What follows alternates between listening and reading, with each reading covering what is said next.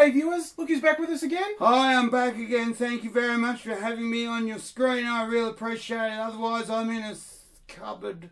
Yes, I'm sure you appreciate his presence here. We were looking around at various things that were going on, and then, again, spoiled for choice as always. There was a lot going on, and look, even just in Australia, there was an interesting thing highlighted this week.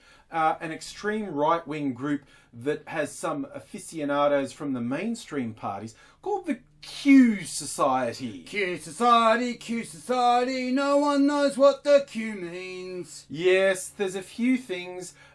Queer's not one of them because they seem avowedly homophobic. Q Society, they hate poofs big time. Well, I don't know that hate, but obsessed was in there because one of the members is a former Liberal Party MP, Ross Cameron, and he seemed weirdly obsessed with the homosexuals. You tend to find, I don't know if you know this, Angry, but you tend to find with the ones who are weirdly obsessed with the homosexuality, the difference between them being straight and gay is about 8 beers. Yeah, opportunity, I think, is what they... I mean, you know, I feel like some people say, you shouldn't make a joke, that's not a joke. Well, it's actually just an observation that gets repeated again and again and again and again. It's not a joke, it's not saying this, don't take them seriously because they're gay.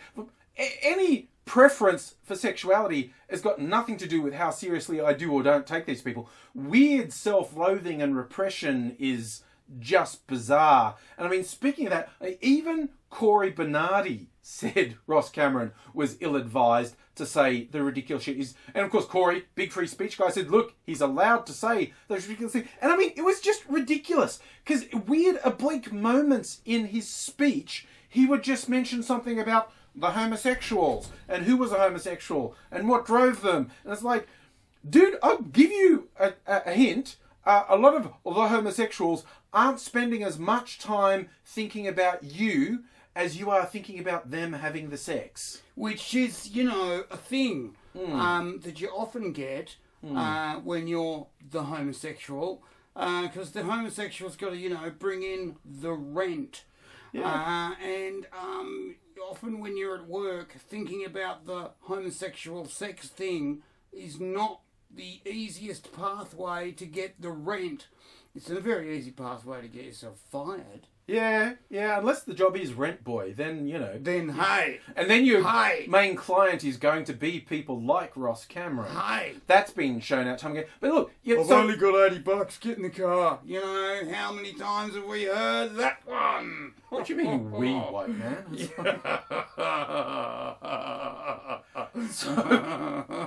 But yeah, I mean, he even went... Because in the middle of the week, there was a fundraiser for the Q Society in Sydney, where a lot of this stuff was reported by the Sydney Morning Herald, and they were openly in the audience reporting on the event, and Ross Cameron thought it was hilarious to call them the Sydney Morning Homosexual. Oh, what a japester. And if you want a more quality Ross Cameron jibes, he said, trigger warning to the Herald, some of the men here are heterosexual. I think I've just prolapsed. Yeah, I mean, seriously, laugh a minute with these people. And you can't get off the floor. You're rolling around, picking up all kinds of hair and juices and yesterday's ecstasy. One of the things they were doing is fundraising for their own members who are facing legal costs for court cases, and notably one, Kiralee Smith. No free speech. There's no free speech. No. All she did to get in trouble was... falsely assert that halal certification was used solely for criminal and terrorist activity. The bloody non-jokester bloody halal certifiers have turned around and what? Taken it to court? Yeah. Taken it to court? Because she slandered them. I mean, you know, what's the world coming to when you make completely unfounded assertions of criminal activity and you're actually held responsible for that? What's that? I remember days when you could beat up wogs, piss on poms, and rape a couple of retarded kiddies and go home to your tea. And all the people are on the keyboards right about now saying, maybe went a bit far with that, AngsY. But that's life with AngsY, okay? That's free speech, right? Oh, free as a bird that's been in a cage too long. Yeah. And it started to get in love with its own mirror. That whole, and a lot of that head button stuff. The head button stuff, Yeah. And look, speaking about people with exercising their free speech, a lot of people drew attention to has-been cartoonist Larry Pickering saying things like how he can't stand Muslims, if he sees them on the street, he's shaking, and then throws it one step further with, they're not all bad, at least they throw pillow biters off buildings. He's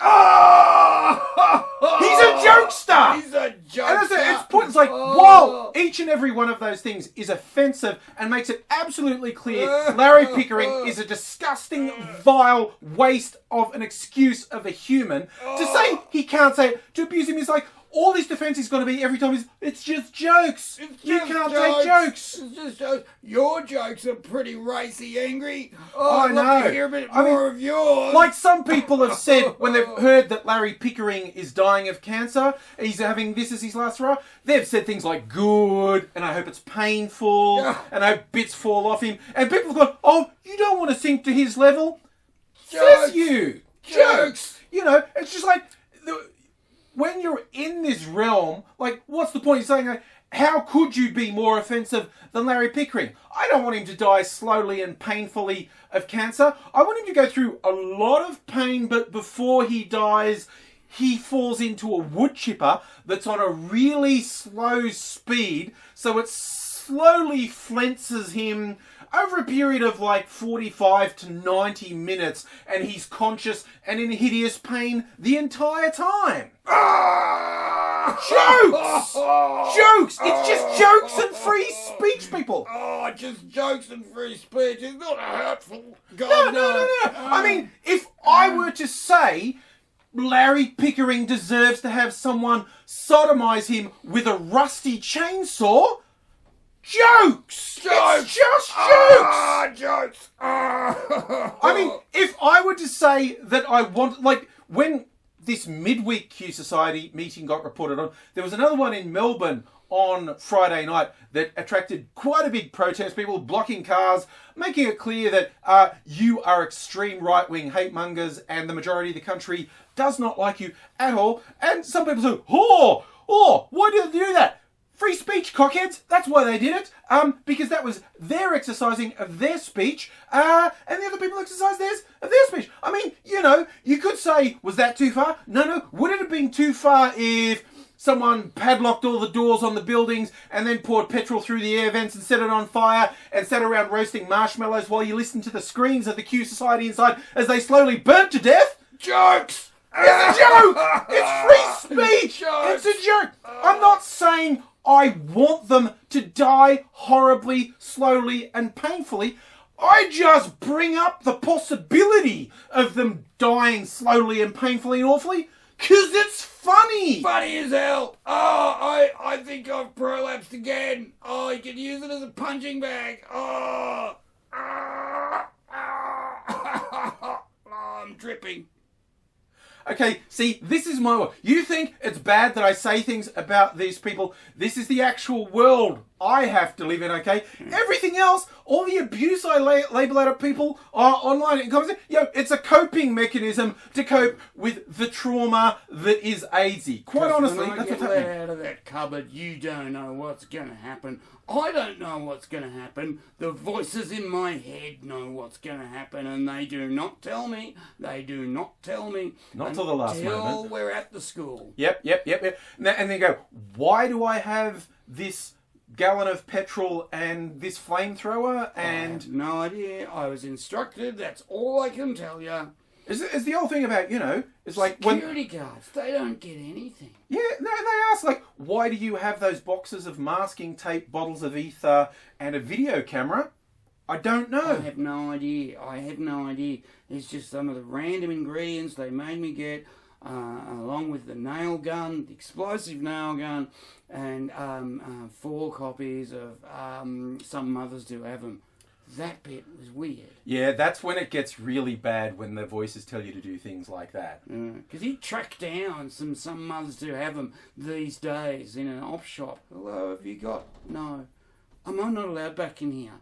Oh. No. Why's my photo up? Oh. Speaking, Larry Pickering may run and scream at Muslims, but there are certain sweet little old ladies who run op shops who, for very good reason, run and scream when Aidsy comes in. I know, and it weirds me out because I'm always polite and pleasant. You know, bloody Larry Pickering screams and runs away from Muslims. Muslims scream and run away from me. Yeah. I don't get that. I'm nice. Oh, mostly.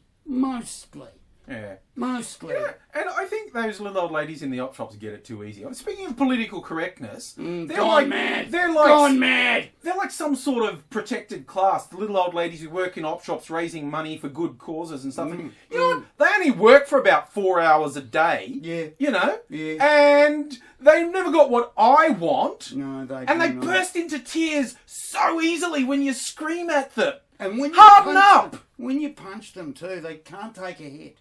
Very, very rarely. You know? So the ones that can, really fucking can. You know what I'm saying? Yeah. When you stay here, when they hit you, you stay fucking. Yeah, that scar you've got on the back of your head from one of them got you with an iron. Boom! With an iron. Boom! In the back of the head. Yeah. I thought I'd just go down. No, I went flying first. Yeah. Like, I was coming back to my own. I don't know what's in their prescription, some of them, but it really fires them up occasionally. Oh, yeah, I've had to go and get some, and I've popped a couple on the way back. And pooh, hello, good morning, Grandma. Let's go for a little run. Where we going? I don't know, but I've got Google Maps. So, in short, basically, if we've ever said anything that you find offensive, you just hate free speech.